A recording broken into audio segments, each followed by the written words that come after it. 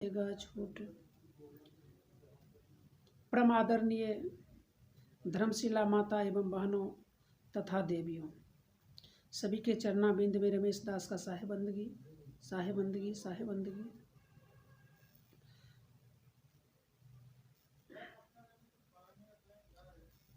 इस जीवन के अंदर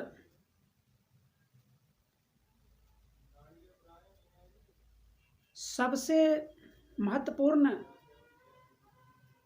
सत्संग को माना गया है। सत्संग ही एक ऐसा साधन है जो यह आत्मा को, यह मनुष्य को इंसान से भगवान बना देता है। सत्संग ही एक ऐसा साधन शक्ति है जो आत्मा को जन्म मरण के चक्र से छुड़ा करके सदा के लिए मुक्त कर देता है। परंतु बंधुओं, आप नदी में स्नान करने के लिए जाएंगे तो जितना गाढ़ा पानी में चलते जाएंगे उतना ही आपको खतरा है कहीं डूब न जाए, क्योंकि पानी अगर हमें गला से ऊपर आ गया, नाक तक आ गया, तो हमें डूबने का चांस ज़्यादा है। क्योंकि जिनको तैरना आता है तो वो तो नहीं डूब सकता है, परंतु जिनको तैरना नहीं आता है उसको यहाँ से अगर ऊपर पानी हुआ तो वो डूब जाएंगे उसी पानी में और जीवन लीला समाप्त कर लेंगे। परंतु चाहे वो गंगा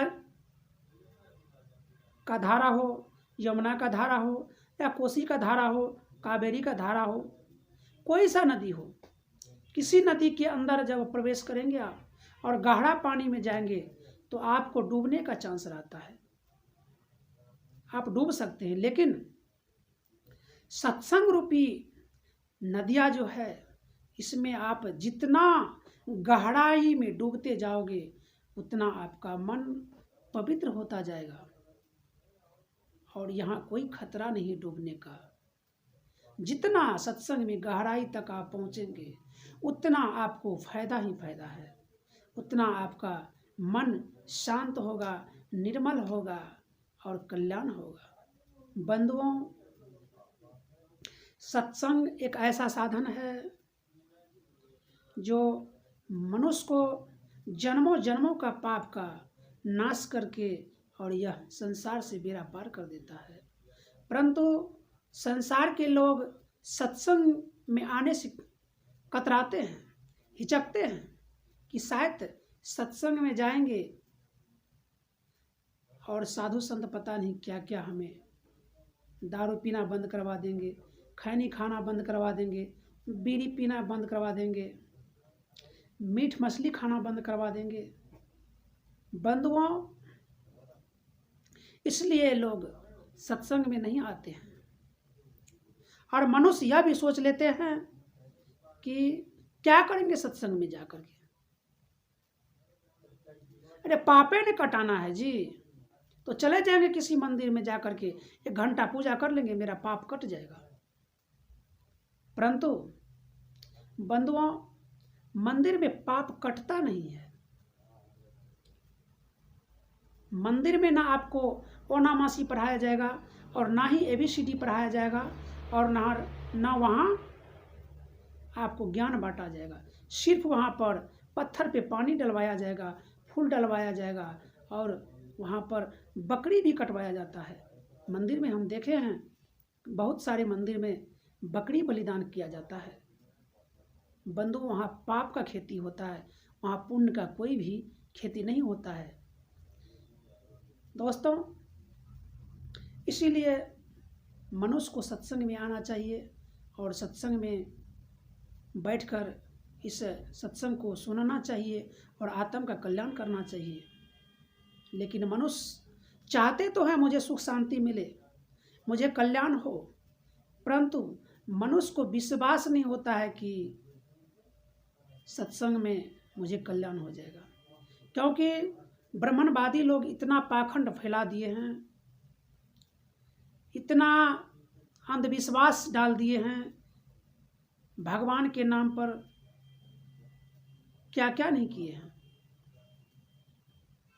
और कहते हैं कि जितना पाप करो एक बार सत्यनारायण भगवान का पूजा कर दो, सब पाप का नाश हो जाएगा।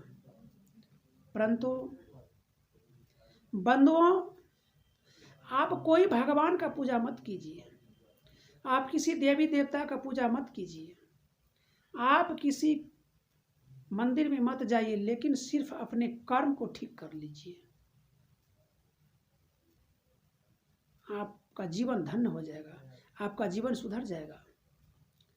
और आप अपना कर्म को बिगाड़े रहिए, दारू पीते रहिए, खैनी खाते रहिए, गांजा पीते रहिए, घूसखोरी करते रहिए, दलाली करते रहिए, हत्या करते रहिए, और आप पूजा भी खूब करते रहिए।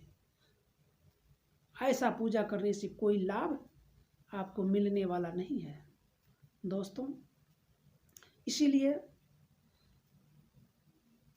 अपने कर्म पर ध्यान दीजिए, कर्म से ही इंसान महान होता है। अभी देख लीजिए, सबरी ने कोई व्रत नहीं किया था, सबरी ने कोई मंदिर नहीं गया था, सबरी ने कोई जितिया पावन नहीं किया था, कोई चौरचन पावन नहीं किया था, सबरी कोई छठी माँ का व्रत नहीं किया था, और ना ही कोई सोनी घड़ी किया था। लेकिन सबरी जात का मुसहरनी था, लेकिन आज सबरी का नाम भगवान राम के श्रेणी में आता है, रामायण के पन्ना में आता है। क्यों? उन्होंने कोई व्रत नहीं किया था, कोई तीर्थ नहीं गया था, कोई पावन त्योहार नहीं किया था, कोई छेठ चरचंदा नहीं किया था, लेकिन उसका जीवन धन्य हो गया। क्यों? उन्होंने साधु का सेवा किया था, संतों का सेवा किया था, और तभी उसे भगवान राम दर्शन दिए और उसका कल्याण किया। तो दोस्तों, मनुष्य को चाहे पूजा पाठ करे ना करे, लेकिन अपने कर्म को ठीक कर लेना चाहिए, तभी यह आत्मा का कल्याण होगा। और सबरी एक क्लास पढ़ा लिखा भी नहीं था, मूर्ख था, लेकिन फिर भी सबरी महान हो गए। मीरा को देखिए, भगवान कृष्ण का दर्शन हो गया। मीरा भी कोई पावन नहीं किया था, कोई चरचंदा नहीं किया था। तीर्थ व्रत करना कोई गलत नहीं है, परंतु छठ चरचंदा तो करते हैं, और वहां से जब आते हैं तो बकरी खाते हैं। जितिया पावन तो करते हैं, लेकिन उसके बाद आप मछली खाते हैं। बंधुओं, यह क्या भक्ति है? ऐसा भक्ति परमात्मा को कभी स्वीकार नहीं हो सकता है। यह आप पाप कर रहे हैं, यह पुण्य नहीं हो रहा है। आप सोचते होंगे कि मैं बकरी काट के खाता हूँ, मुर्गी काट के खाता हूँ, मछली काट के खाता हूँ, तो हम तो पावन करते हैं, हमारा पाप कट जाता होगा। लेकिन ऐसा नहीं है, ऐसा नहीं है, पाप नहीं कटता है।